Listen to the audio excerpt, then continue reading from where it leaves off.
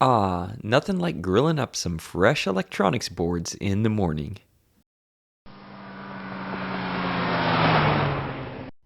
There's a good chance you may have seen my video on adding a volume knob to my Aftermarket Atoto head unit, as it is my most viewed video to date. Many folks have wanted to add it to their own project, but due to the complex nature of the wiring, especially with the custom MOSFET board and the need for the 12-volt buck module with the Mini, the project as I completed it was hard to replicate.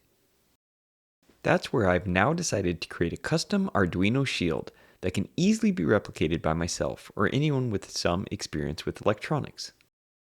After struggling a bit to relearn KiCAD, since I haven't used it since V3 and they're on like V9 now, I finally came up with this design for the board. They even have a new 3D rendering function, which looks sweet.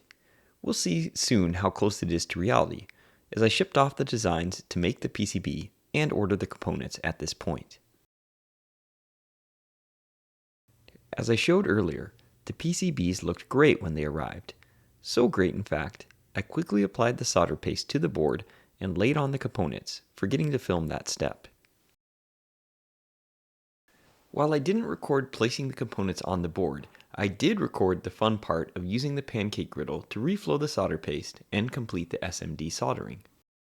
I found this is the best way to reflow a single-sided PCB at home. And yes, this really is just one of those $30 griddles that are normally advertised for breakfast cooking. While most components are SMD and were soldered on with the hot plate, the header pins that allow mounting on top of an Arduino Uno do need to be hand soldered. So using my iron, silver bearing solder, and some flux, I soldered each header one by one until they were all completed. With the PCB completely assembled, it's time to press it down on the Arduino Uno. It's a tight fit, but that's great as it will ensure a good connection in the car even with road vibrations. And then the final task is to test the unit on the bench.